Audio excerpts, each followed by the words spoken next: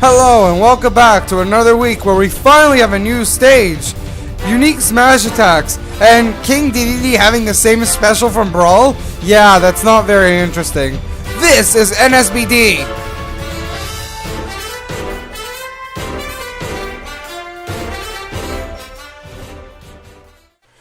Kotake and Koume are some of my favorite characters from Ocarina of Time.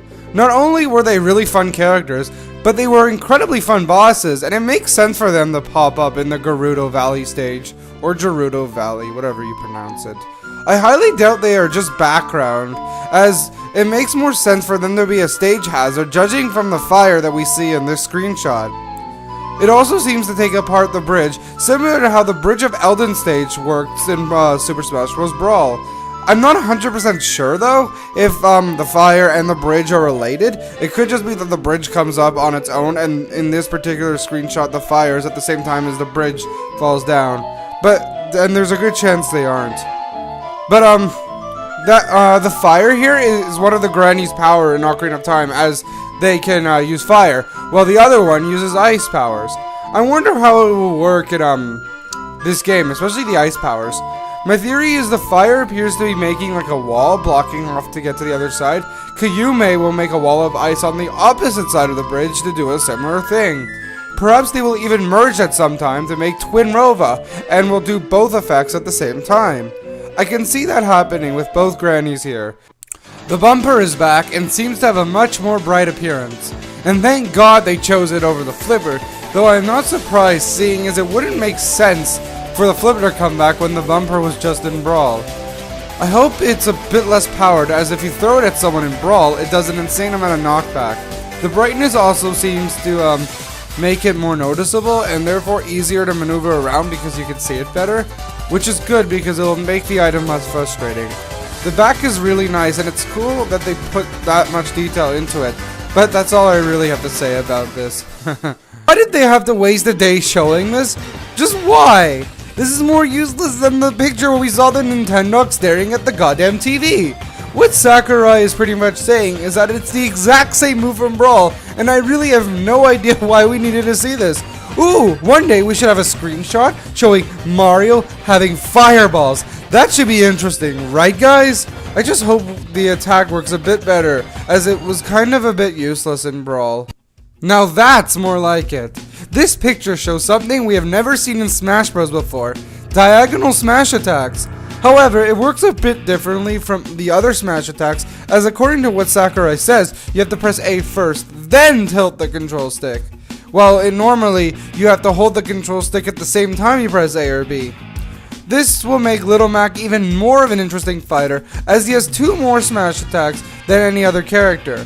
But what if it's not every other character? There's a lot of potential to this. They can add diagonal smash attacks to many characters to give them a more diverse moveset. In fact, maybe what they can do is introduce diagonal specials. That would change the game a lot. I remember when Melee first came out, the side specials changed everything, so diagonal specials would change things even more and make things more interesting and set this game apart from the previous ones. Anyway, let's go into what Little Mac does himself with these moves. The straight punch has a pretty straightforward attack. The uppercut seems to be useful, as it appears you will be able to knock opponents into the air, which is good for juggling strategies. Often when I juggle opponents, I have to jump and then smash, but with Little Mac's diagonal upward smash attack, that won't be a problem, and it seems really fun to use. The body hook doesn't appear to blast opponents away, but it is the most powerful, giving it the balance it needs.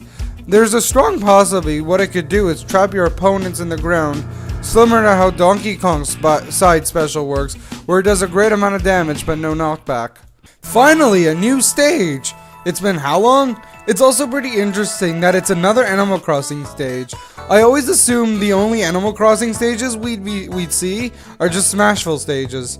Sakurai states that he has come here many times to collect bugs, but I do not think bugs will be the main gimmick of the stage. Instead, according to what Sakurai says, there will be a new island layout every time you visit, and I'm not sure if it'll just change the visuals or how the stage works itself. Judging from the layout we see in these pictures, there doesn't seem to be really anything important that could be changed. It just seems kind of blank, so it most likely will be just the flowers in the sky and whatnot, similar to how Battlefield works.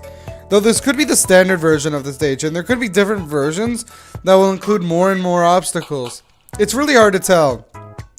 If I had more knowledge on Animal Crossing, perhaps I'd be able to draw more theories, but I've honestly never played a single game.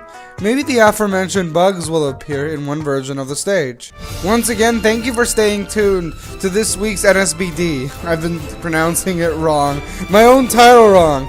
Anyway, stay tuned and subscribe to more episodes where I continue to talk about the pictures each week, interesting or not.